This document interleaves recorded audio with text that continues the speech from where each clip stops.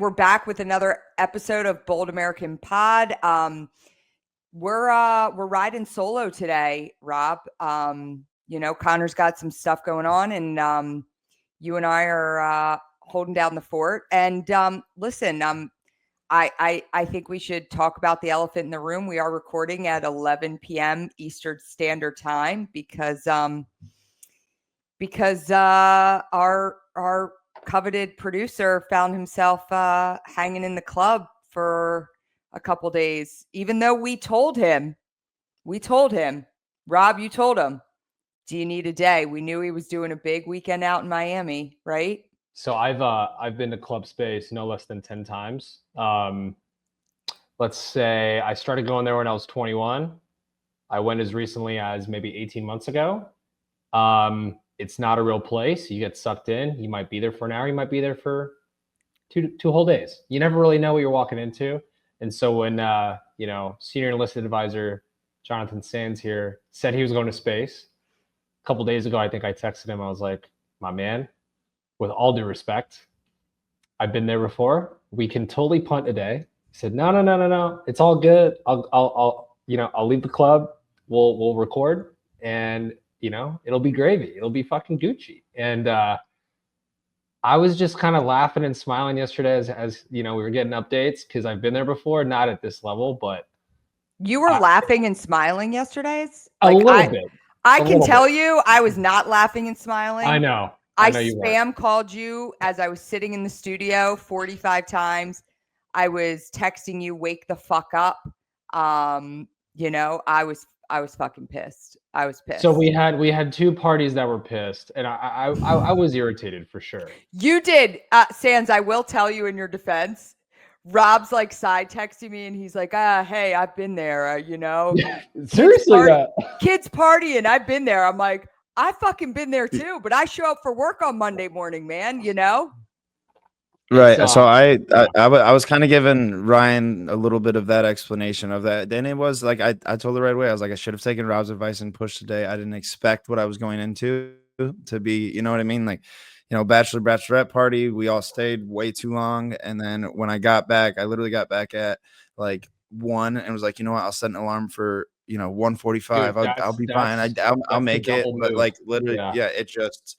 So no, I overcommitted and I let you guys down. And I apologize, and I'm sorry we're here at 11 p.m. But I have full faith you guys can get out a solid episode. And I would like to say prayers up to Cons and his family right now. I don't know if that should be said, but I'm ready for Cons to tear into me, and it's all vindicated. And that's on me. Yeah, you're as I said to you before we started recording. You're certainly going to feel the wrath of Cons when he comes back into the fold. But we'll leave it at that. Let's move on to some fun stuff now. Rob, you did the Manion WOD over the weekend. Well done. So, Ryan, I have to preface this and say I need a fucking home gym, or I need to do this fucking workout at a box. Doing this workout at a bodybuilding strength style Vegas free-for-all fucking peasant gym with people running around, hopped up on pre-workout. I was not this time because I knew about the running and the volume.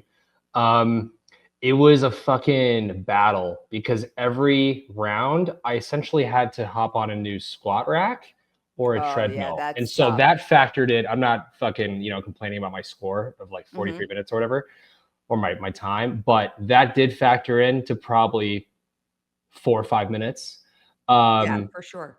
But I think I did a good job for not being a regular routine squatter.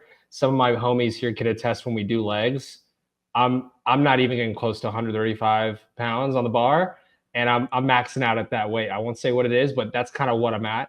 I'm 6'3" and skinny. I played soccer my whole life. But the run was actually kind of cathartic, and it was like a nice break from all the squats, because it was like 200 plus squats at 135. Yeah, it's no joke.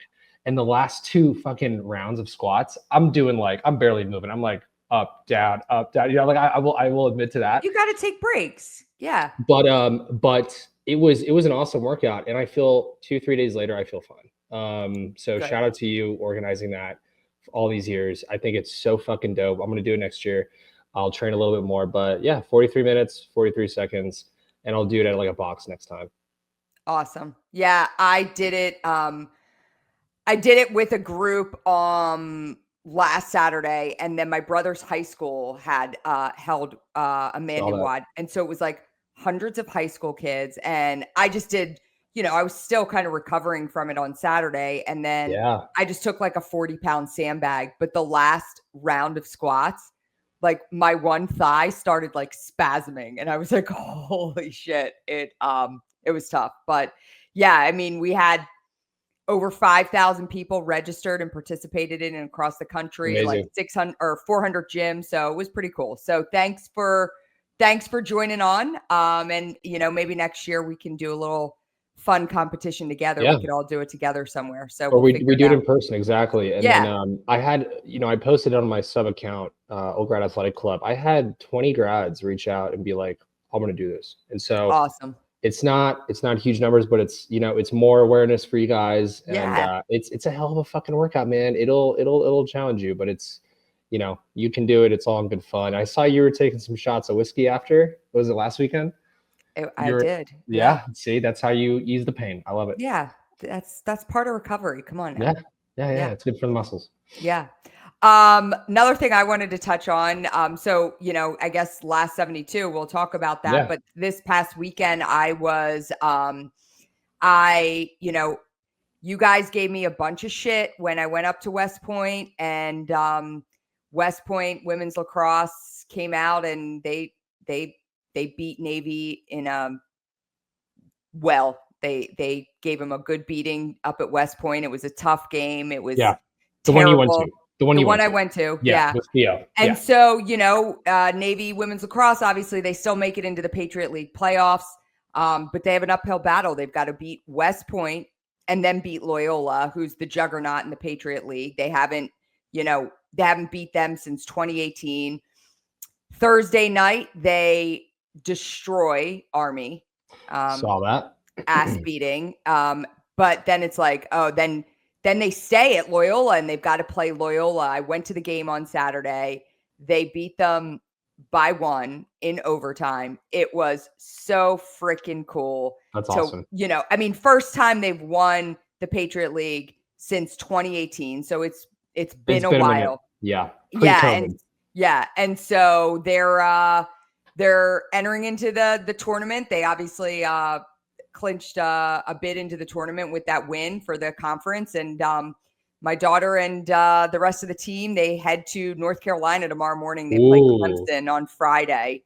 And if they beat Clemson, they will play UNC on Sunday. So with the connection Bill Belichick has, are there any plans for him to stop by, say what's up to the women's lacrosse team or anything like that? I don't know.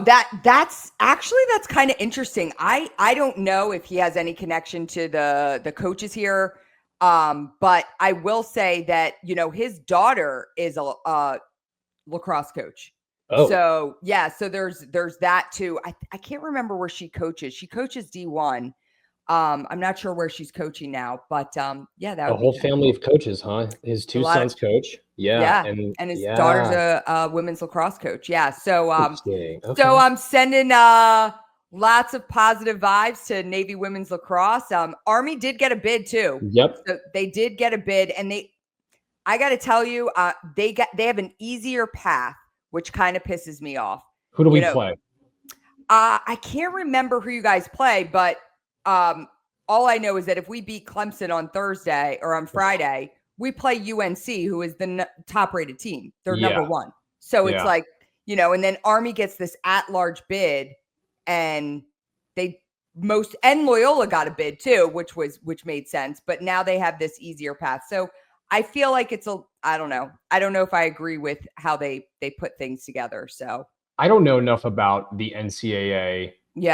System and like the way they go about selecting. I will say this, pivoting to the men real quick.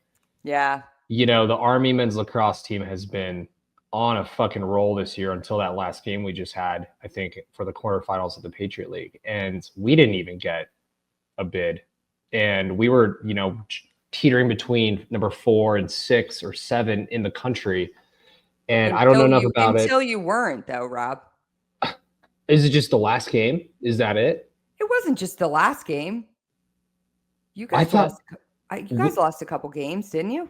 I think so, but like we were stacking up against some really, really big teams too. We beat Syracuse, we beat UNC. You know, we took down the #1 team in the country. So I don't know what's going on over at the NCAA, but it was just a bummer. But hey, at least our women are in it, and I don't even know who they play. Do you know who they play?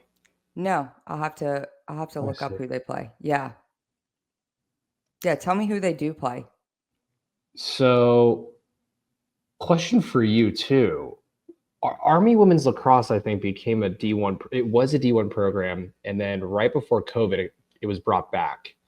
Was that the case for Navy women's lacrosse as well? No. It's always been a D1 program.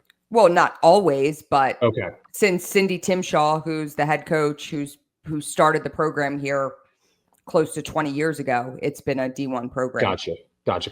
Okay. Okay. It looks like Army plays Penn this Friday. Oh, that's right. They play Penn. Yeah, that's right. And they're playing close too. Close to home. I will say that. Yeah. I mean, our girls have to travel to North Carolina, but come on, that's not that far.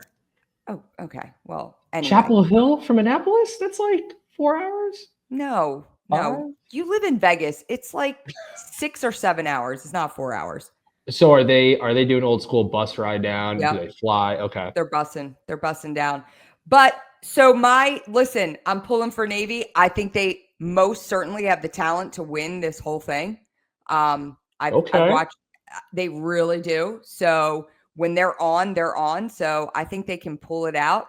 And on the men's side, I am going hard for Maryland men's lacrosse to take it all. So those are my predictions. I had a classmate who left West Point right before his senior year, and he went to Maryland, and then they won a championship 2 years later. So, I guess anyone but Notre Dame or Syracuse for me. I don't really care. You know what I mean? But for the lacrosse thing, for the women's lacrosse thing, how is it possible that Army and Navy girls LAX link up again in the tournament? Like based on the bracket. Do you know if that's the only scenario that could possibly be would be, I believe, would be in the championship game. Got it. Okay. Yeah. So the chances of that are slim. As a Vegas guy, yeah, kind of slim. Yeah. Okay, so there's a couple big things that have happened in Philadelphia over the past week. So I feel like we need to talk about them. We'll talk about the one that's kind of funny first, and that is we've got a new legend in Philadelphia. She's called the DELCO Pooper. That's Delaware County for those, which is Delaware County is right outside of Philadelphia. This woman got into a little bit of a road rage incident with another car. She proceeded to get out of her car, walked up to the other car, turned around, lifted the back of her skirt. I don't know. I sent you guys the video. I don't know if you watched it. I did. She has a little bout of IBS, and she literally shit on the hood of this car. I'll have to put a disclaimer out. Like when someone sends you a video, you know, 9 times out of 10, I'm like, okay, they're probably gonna bleep something out, right? There's gonna be some sort of parental guidance type situation where something's blurred out, right? It's blacked out, whatever. That was not the case for most of the videos that are on X and Instagram. So I do warn listeners, if you search this, you're gonna see it all. It's fucking disgusting, but it is fucking funny. I feel like this woman, whenever she's through like the legal stuff, I don't know if she's still in jail or not, but she's not, right? She's not in jail. No, I think she's out on bail. Yeah. Okay. Well, good. Yeah. Shout out to her. Maybe her and Shane Gillis can link up and drink some Bud Lights or something. Listen, she has capitalized on this in such a tremendous way. Good for her. Her mugshot, she's smiling. She's pushing out her OnlyFans account. And the best is when they finally catch her and they're arresting her, and you hear like the people yelling questions to her. They're like, "What did you have for lunch today?" Oh my God. And she's got the hugest smile on her face. Delaware County is I was gonna ask, is that trash? Is it like bougie? What's going on in Delaware It's County? definitely not bougie. Delaware County is really known for kind of being people that are a little rougher around the edges, don't give a shit. I mean, listen, I have a lot of friends that are from Delaware County. I have mad respect for people from Delaware County. They have a Philly accent all their own. They have the kind of their own She dialect. had an interesting twang when I was listening to what she was that's a saying. DELCO accent. I was like, what the fuck is this accent? I've been to Philly a million times. I've never heard this. That's DELCO. And so what she did, and I hope people from Delaware County don't take this the wrong way, but like it like epitomizes kind of like the DELCO vibe. Like, oh, bitch, you just tried to run me off the road. I'm gonna take a shit on your car. On like the that's front hood of your car. Yeah, that is what DELCO people do. So do you know what caused the incident, Ryan? For people that like I think it was like she said they tried to run her off the road. Something to that effect. But I can't tell you the amount of people that blew up my phone. Just like, oh, you claim to love this city. Look at what you like. Just and that's the type of woman that, I was saying, hey, she's automatically like an icon, automatically. Yeah. And, I just was like messing back with people that were writing to me. I'm like, oh, the city's already decided to build her a statue. Like, I was definitely giving it to people. But that was like the funny thing that happened in Philly. And then unfortunately, over the weekend, there was an incident at Barstool, Philly. And I know you guys all saw it. It was couple of kids requested bottle service, and you get to put whatever you want on your sign, and I don't know why. I know these people have already been fired, but they wanted "fuck the Jews," and that was put on the sign. It got posted to Snapchat or somewhere on social media. Obviously, Dave got tagged in it right away. Barstool Philly took accountability for the staff that was involved that let it happen. They fired them. That's good. And originally, and it took 2.1 seconds for people to find out who was involved, right? One of them was a Temple student, 21-year-old Temple student named Mo Khan, and Dave got a hold of him. And so originally Dave came out and said, I'm not going to ruin this kid's life. I'm going to teach him a lesson. Which is almost like the high road, and which is really great of Dave. Totally high road. And honestly, and I don't think he would care that I said this, but totally not really how Dave rolls. Like Dave will, he'll call people out. And I was like, I appreciate that he's taken this stance on it. And so he ended up talking to the kid. Okay. And he shared his experience. I talked to the kid. He was crying. He took accountability. We're using it as teaching lesson. He was going to take him to Poland, to the concentration camp there. He was and he was like, I'm going to pay for it. I want him to go. I want him to learn, yada, yada, yada. Well, I'm glad, sans the one good thing in you being at, a club for 24 hours straight or however long you were there, is that this story had time to develop. And now this kid has totally backtracked. No, you dumb fuck. Yeah. And just put out a video like 10 minutes ago saying that Dave is ruining his life. He's requesting funds to help. Is he doing like a GoFundMe type thing? Oh, yeah. I mean, he's literally saying that Dave Portnoy is using his wealth and influence to bring him down and ruin his life.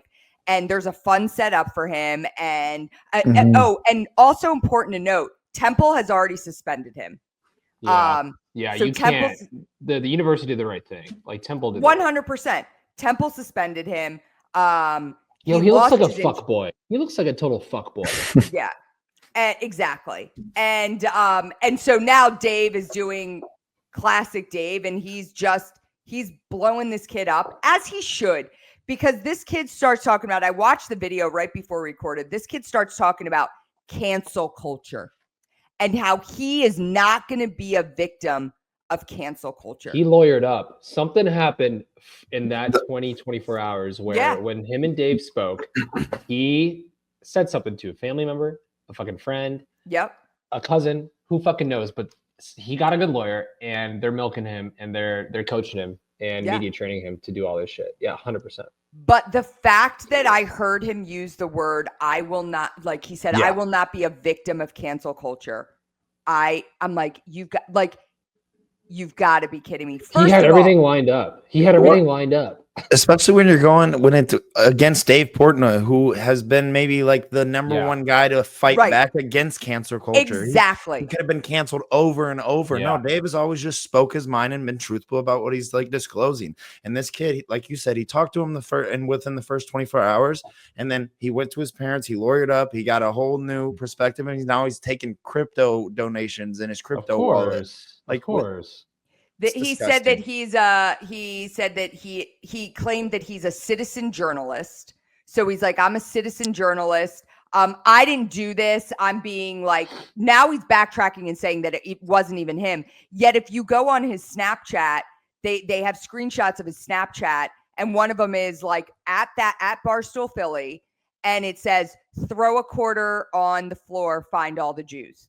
So, and it's his Snapchat, like you can see it. And so he said, I can't explain that one. I don't know how that happened. The fact of the matter is that it gets into this larger conversation about freedom of speech. Mm-hmm. And he starts talking about that in his video. He starts talking about, what he does too, is he takes it a step further, and he starts talking about Israel and Palestine. Ugh. And he goes hard into that, starts talking about freedom of speech. And I get really, really hung up on this idea of, when it is useful to you want to use this freedom of speech. Well, guess what? Sometimes freedom of speech does have fucking consequences. Yeah, it does.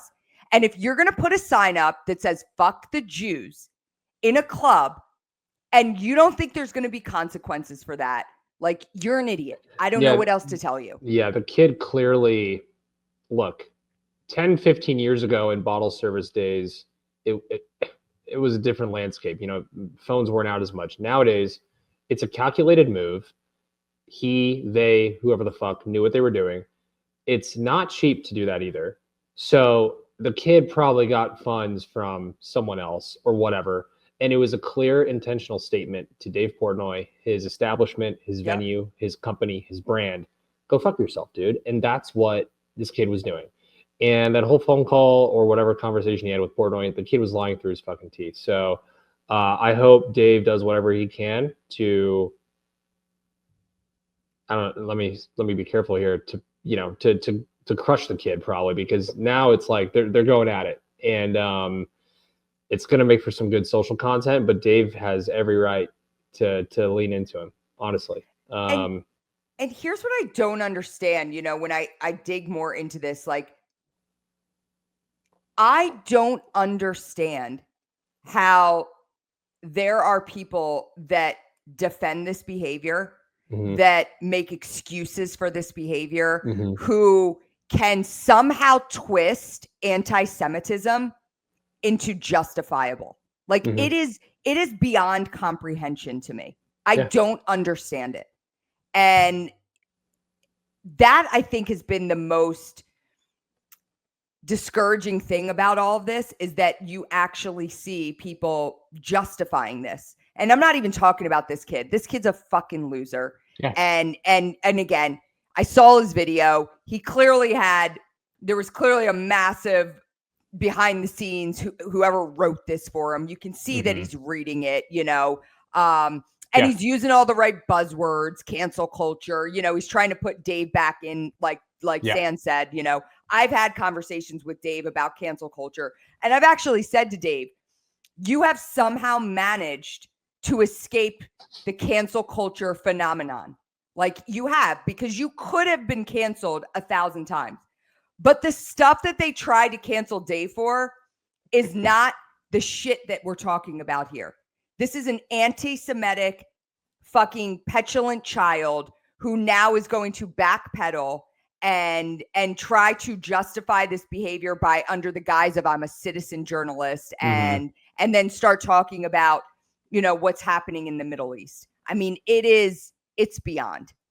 So again, kudos to Dave. I was giving him respect. I liked the way that he initially wanted to handle this in a kind of teachable moment, but I am totally behind him in now, like, call this kid out and let everybody know his name. Let every single person know his name. Yeah, it's to your point about using a simple freedom of speech maneuver and then blowing that up into anti-Semitism and Israel versus Palestine. I feel like it's done before. It's used. It's a case study we've all seen time and time again, even to some extent in race relations and some other issues. So, I mean, I'm very, very curious to see where this goes.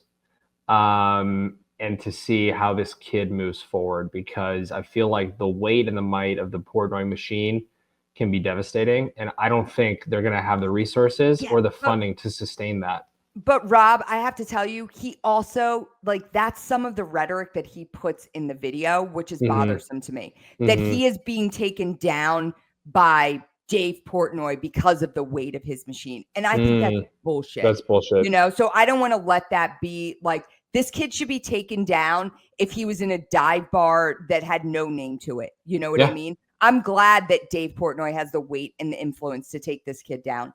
I'm happy about that. And it's so interesting because I don't know if you guys saw, but I had, and it just kind of shows a little bit of like the madness in the world right now. I had put up a post for my brother Travis. So, last week, I do it every year. Every year, I remember my brother on the anniversary of his death when he was killed in Iraq.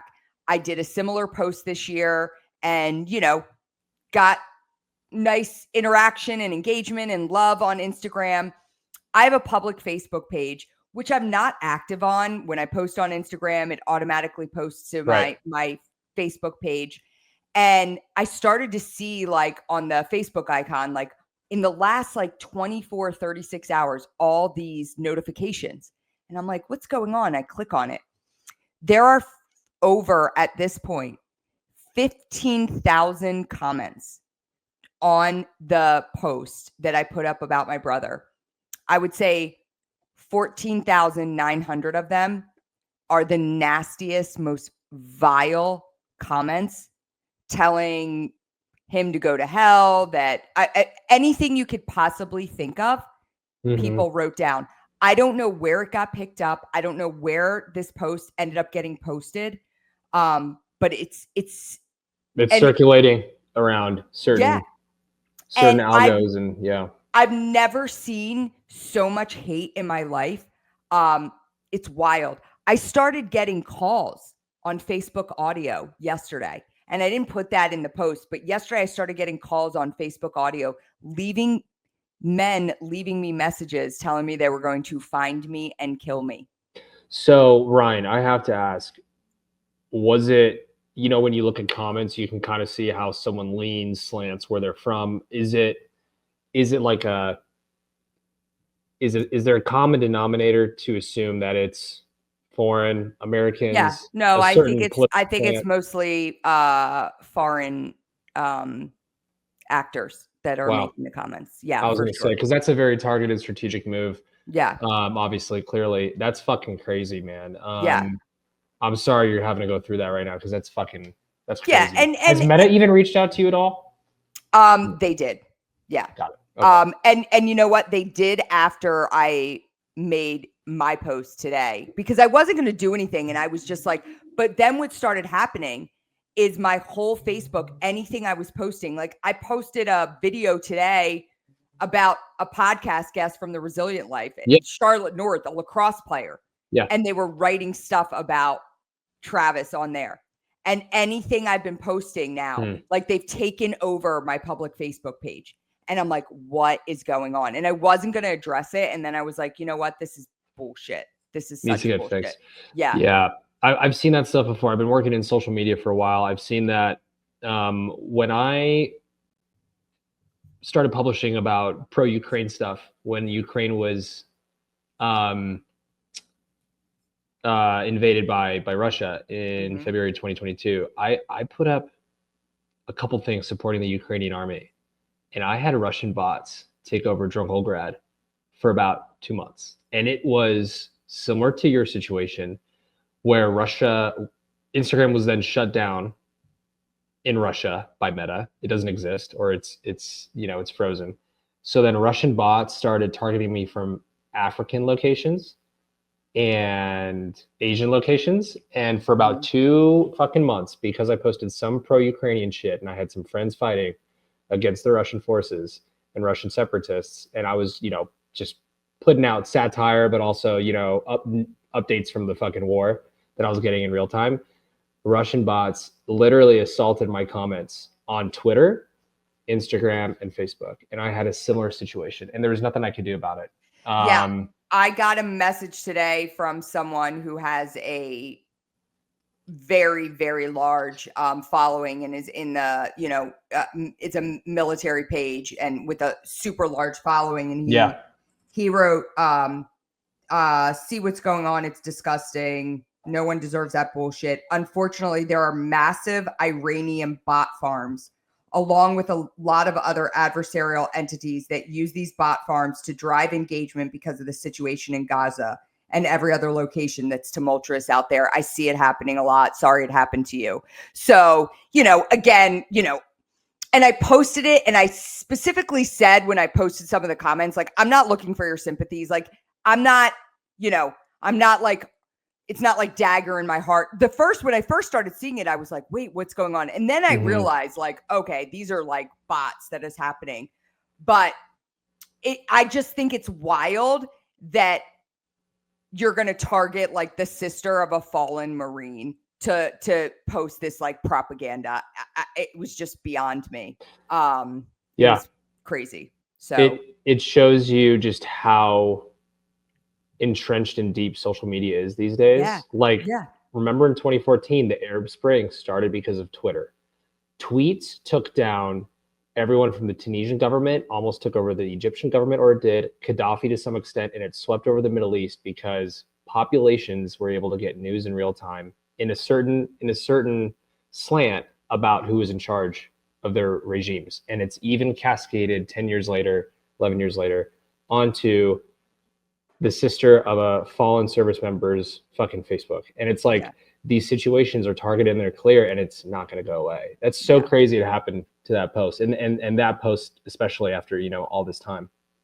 Yeah. I was just like, wow, 18 years later, and here we are. And it was kind of crazy because it was like on the heels of all of this happening at Barstool, Philly, my home city. And I'm like, this is bullshit. And then this happened. And I was like, Jesus, this is crazy. And I appreciate there's so many people that like reached out and they've been like, so like, are you okay? I'm like, I'm fine. I'm fine because I recognize what it is. Yeah. But still, like, you read things and when I started getting like the threatening audio messages, I was like, that was a little scary, not gonna lie. Like, that was certainly like, so all that to say is, like I put in my post, like, if you are wondering where we are in the world today, it's messed up. Like, it's fucked up, man. Yeah. It's really screwed up. And I don't know. But you know what? I dealt with all that today, and then I took my daughter and some other midshipmen out for ice cream tonight. And I was like, that's the there is shit. good in this world, and for all the bad, there's so much good. So it's those little moments with your kid that just completely makes you forget the crazy shit that happened the whole day before, the whole day, all the negativity. So that's awesome. Speaking of Annapolis, I will be in Annapolis in 2 weeks.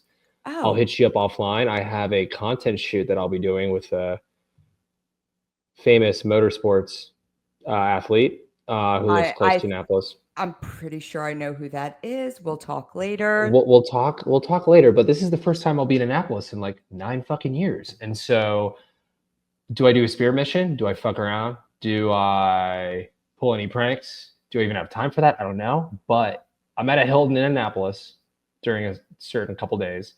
But I do remember Annapolis being super walkable, drinking a ton of beers, eating some crabs. It's super walkable. Yeah. I'm sitting in my house here in Annapolis right now, and I just walked back from a Garvey's, and Nice. yeah, had some So crab dip. do you live in an, I mean, we don't have to whatever get into it, but are you in Annapolis proper? Is it like, are you there because your daughter's there, or why did you move to Annapolis? Well, we have a house in Annapolis that my parents bought when my brother was a plebe here. Okay. So we've owned a house here for over 20 years. So amazing. Yeah. So I love Very it down special. here. Yeah, but cool. yeah, let's talk more about that. Anything else you got tonight? We're going to keep this episode tight because it is almost midnight.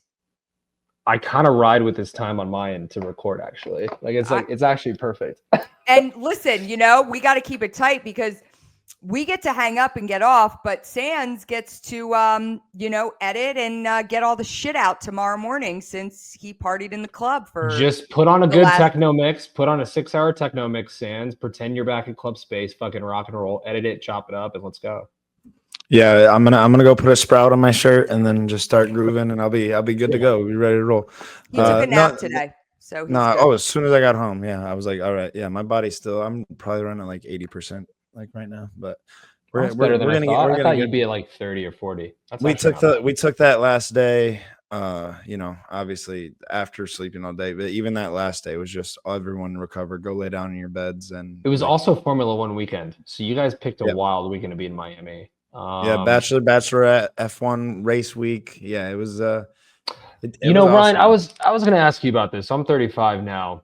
And I got invited to 2 more bachelor parties this year. I'm going to politely decline. And I'm like 35. I'm like, at what age is it acceptable to still do bachelor parties? And then like on case-by-case situation, if it's like a really close friend or whatever, sure. But like now bachelor parties in Vegas, Miami, I cringe just a little bit. Like what? 35? I would say it was my cousin that I've known since I was 2 years old. But like we're not even like actually cousins. It's like but you're like 24 or something. He's 30. I asked. He's 30. Okay. Yeah. Also, my first bachelor party. Okay, well that's fair. But anyway, I mean, I'm now in the stage of my life, Rob, where like the bachelorette parties are for second marriages. So well, that's kind of what I was getting at too, because one of these I was invited to was going to be his second bachelor party ever. Yeah. And it's during Army football season, and the intent is to do something around I think it's the Army Air Force game and watch and shit, which sounds kind of cool. But sounds fun. It's just there's just a lot going on. Yeah, but you're also on a sober journey. I mean, I think less about like how old you are and more about like if I was on a sober journey, I probably wouldn't be rolling into bachelorette parties where we're going to party all weekend. Yeah. So I think that's a bigger thing. Yeah. And I think that your friend should respect that. Yeah. Just like, hey, it's not the right time in my life for me to be doing this, 100%. But let's go out to a nice steak dinner, Yeah, I wouldn't do it. Yeah, I've been sober now for almost 5 months, and it's like, it is so nice to just have a dinner and just like call it, and then just wake up refreshed, crush a Travis fucking Manion WOD, get after it, get all nasty, you know what I mean? So Rob, real quickly around like, do you, I'm seeing and I know a lot of my friends are getting into some of these like drinks that are like the adaptogen drinks. I know where you're going with this. Mushroom. Like, do you participate in any of that? So I tried last year in my wannabe sober lifestyle. I tried. There's some drinks that have adaptogens that have a certain, amount of lion's mane mushroom. You need like 4 or 5 of those to maybe feel some sort of high. And then I'm just pissing a ton. And so for me, what I've found now is I just raw dog it. I've done a couple raves events, bar events. I've been in all the situations, even for work or just some family friend stuff. And I've found just for me, just either getting a nap in the afternoon or drinking some caffeine, and then holding on to a non-alcoholic beer, or holding a little glass with what looks like a rum and coke or a fucking, a cocktail, like, helps me. But I actually have to say, there are some really good non-alcoholic beers out there. Heineken Zero is really good. Athletic Brewing is really good. Yeah. A lot of my friends like the Athletic Brewing. So good. And they got like a golden ale. My dad loves their IPA. But it's just kind of case by case. Like sometimes, like a couple weeks ago in Vegas, it was like a later night. I just fucking raw dogged it with some water and like a Red Bull. It just depends what the situation is. But like if we do something for Army Navy, for example, Travis Manion, that whole day, it's a huge tailgate game, my after party. That one will be tough. I'll probably So it's interesting. So yeah. So, but for me, like in a situation like that, where like it's an all day thing, I don't even think I had a drink till I got into the game, and I maybe had one or two drinks. Like I'm not boozing all day at Army Navy because I'm not going to enjoy the experience, right? And it's not sustainable. So, yeah. For me, the last few years, it's always such a suck fest in the sense of sucking down drinks, because it's all the boys linking up again. It's all the classmates, all the homies, right? And like, we only have so much time, and it's just like, you just booze. And so for me, this will be my first sober Army Navy since I was a cadet. And that'll be an interesting experience, seeing everybody just so fucked up and me just like, all right, I got to go do this. I got to do this. I got to work. And so it'll be interesting, but I'm excited. And yeah, one day at a time. But no, like back to your question, like I think a lot of those drinks, it's like $6 for one of those cans too. Like if you look at some of the prices, and it's like maybe just a little bit of like a nootropic, and then you also don't really know what else is in it. So for me, I've tried a bunch. Some taste good, some taste like shit, but I'll just stick with like a non-alcoholic beer. I'm going to have you try. Go ahead. Oh, sorry. They just opened. We just didn't install, my camera installs I do during the day for a new place. It's a kava bar. So it's got none of that alcoholic stuff, but it's kava. And he lets us, like the owner, like was there while we were installing. He's like, you guys want one? Like, go ahead. Like you'll be fine. It's like they have like an energy boost one, a like relaxing one, and like the whole place is pretty like decked out with like board games, and it's like more so like a chill vibe. So like places like that, I think, are like for someone that's on a journey like that. Yeah. I think they're beneficial for sure. Yeah, there's definitely more alcohol-free style bars, venues popping up, especially in New York City and LA. Vegas, have yet to see that. But part of my job and just like the way I am, I'm so extroverted, where like if I just get in a situation and then I start talking, like I don't get an urge. I don't feel the need to suck down a drink. I will say the last big urge I had for a serious stiff drink was when I had to do the West Point Founders Day speech 4 weeks ago. Yeah. That was tough, because I'm known as like the drunk old grad in that situation. And every single one of those events the last 10, 15 years, I've always been fucked up or very, very close to being hammered. And so for me, that was tough. I had a little, I had some butterflies because I was going to deliver a 20-minute speech.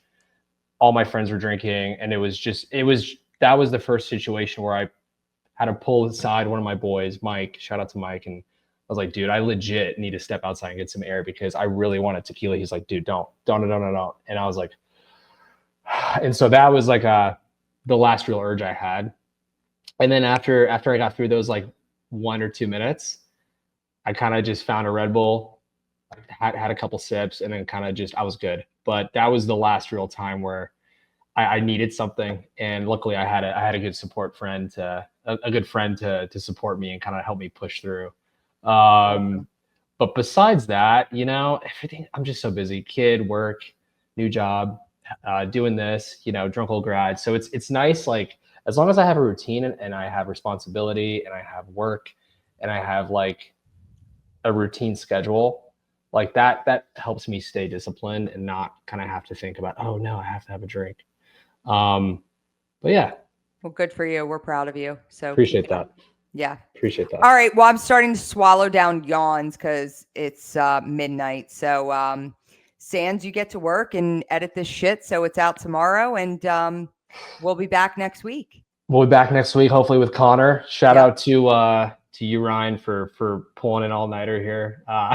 Way past your I'm bedtime. gonna go take a shower now. So, There you go. probably get to sleep around 1:32. So, That's not bad. Yeah. You're still getting a couple hours. But yeah, There you go. we got it. Thinking about Connor and his family. Have a good week, everybody. We'll see you back.